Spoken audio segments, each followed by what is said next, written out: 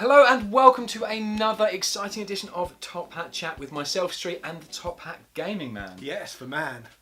Something. Yes. Yeah, the greatest. The greatest gaming show man. Yeah, you haven't got your gear on today. No, apparently Octavia's kitten's got it. I'm quite happy about that. She can keep it. She can't. I think she should. Anyway, we have another Patreon question which we're going to go over today. And it came up through a discussion through our Twitch channel. It did indeed. We have one of our kind patrons, Michael Keneally, we were having a discussion with him on our Twitch channel and about 20, 30 other people. And this question kind of came up and he said, use that as a topic. That is the topic I want to discuss. So we think the question was which system's better, the Nintendo 64 or the GameCube? We think that was the question. Yeah. If it's not, then we'll get in touch with him and we'll sort it out. But I think this is an interesting topic nonetheless. It is, yes. So we're going to go on about this and try and figure out what way to tackle it, I think. Yeah, so here's a box. Yeah, this was kind of the way you're slowly siding.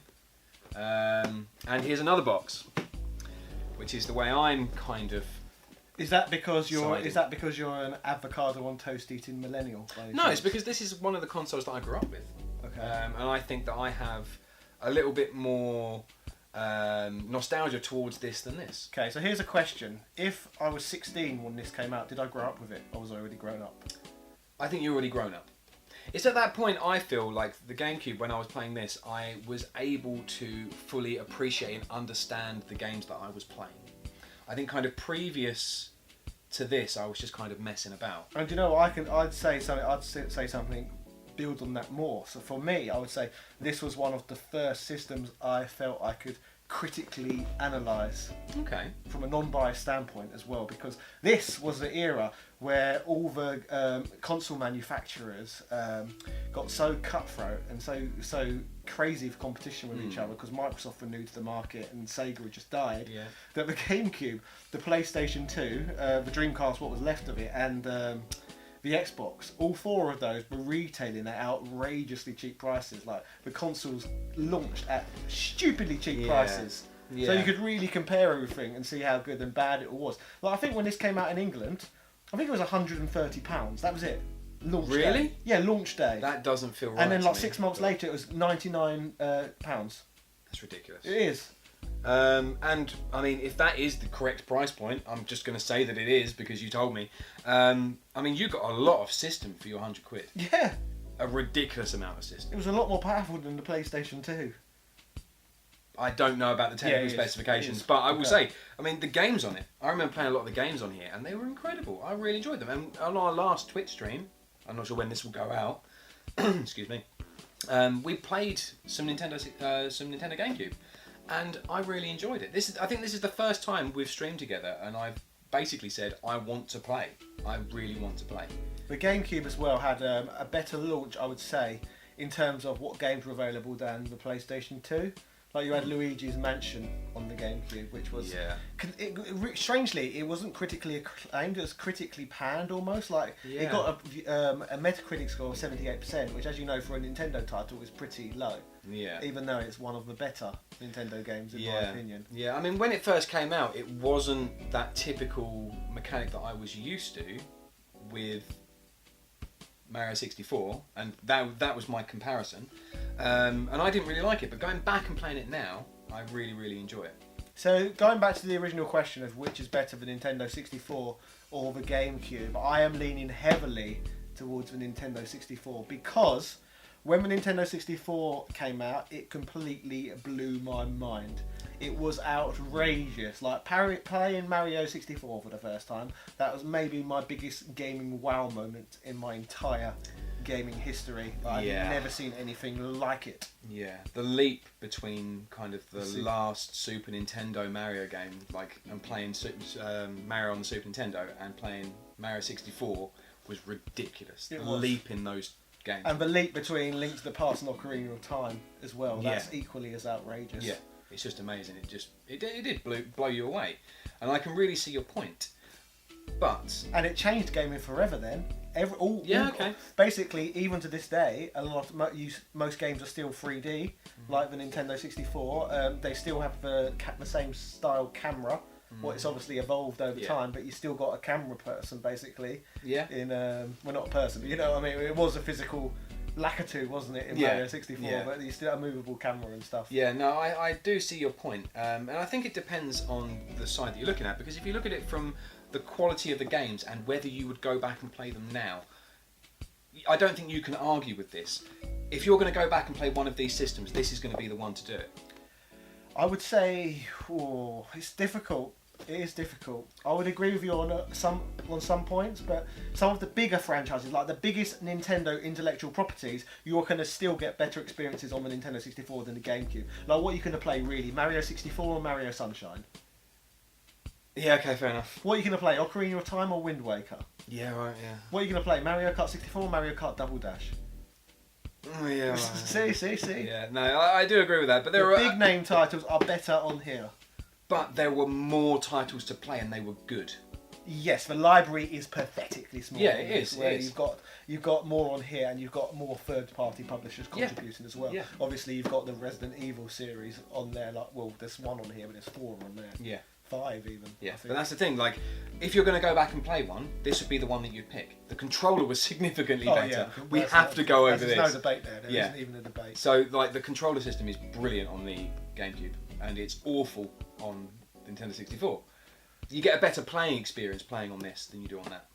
It's more pleasing to the eye playing on this than that. So if you're looking at what you would go back and play today, a lot of the good games on here you can play on other systems better, and you can't on this. What do you mean you can play on other systems but better? Well, you said about Mario 64. You can play that on other systems. That's true.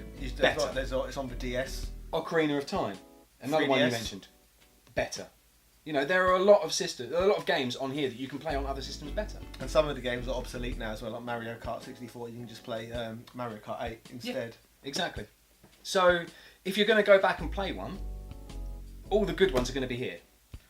You've got some really special games on here as well, which were better than their predecessors on there. A few, like the ones that did top the Nintendo 64 was Super Smash Bros. Melee.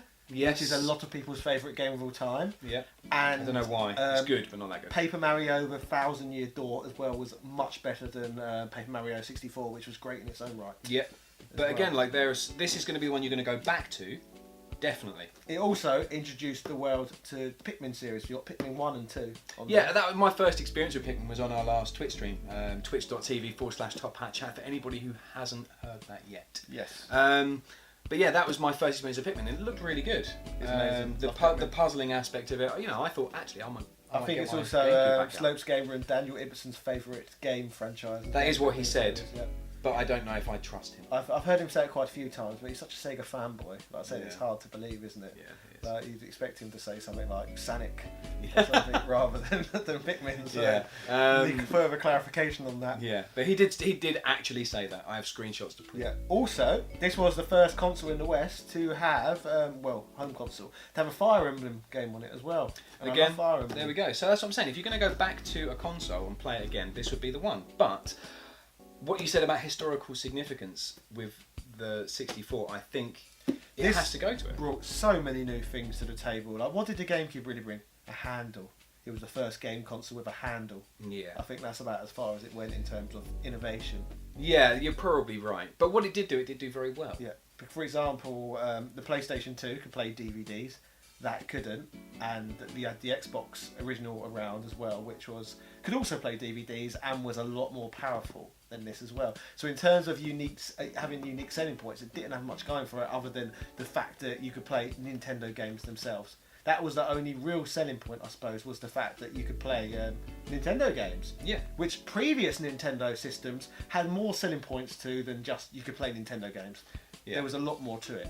Yeah, that makes sense. Yeah, I would agree with you. I mean, I think they're both very, very good from different perspectives. So to me, great library of games, but for what it can do, I find it the least interesting Nintendo platform out of all of them. Yeah, every single other one and I would tend to the table. Even the Wii U brought more new features to the table than the GameCube. I would tend to agree. So for historical significance and innovation, this is the one. But to go back and play again, I'd say this is a safety system. That's how I would describe it. It's a safe choice Like, there's not a lot. In terms of the library, there's not that much to criticise about it. It's got a decent library of games. No bad games. I wouldn't go that far. No. Star Fox Adventures is good. Oh my god, Star Fox Adventure. It's good. But yes, ladies and gentlemen, I've also, you've probably seen it because this is a smaller channel, but I've just released a 40-minute in-depth video all about the GameCube and my experiences with it. So that's why I've been able to talk so freely about it. We say just released. It could have been a couple of weeks ago by now. Potentially. We don't know when we're releasing this video, but yes. But there is one there. So what's the conclusion? More historically significant than Nintendo 64. To go back and play the GameCube. Yeah. Yes. Yeah. I think that's our conclusion. Yeah. So once again, Michael Keneally, aka Mick1970, thank you for all of your lovely donations to the channel. You are basically Santa Claus to us at this point. So, ladies and gentlemen, also let us know in the comment section which of these systems you think is the better one and why. That would be lovely if you could answer that for us. Cheerio! I'd like to give a shout out to Michael Keneally, Ben Sainty, as well as all of our other patrons. You help keep this channel going. And if anybody else would like to donate to this channel, we have a link in our description.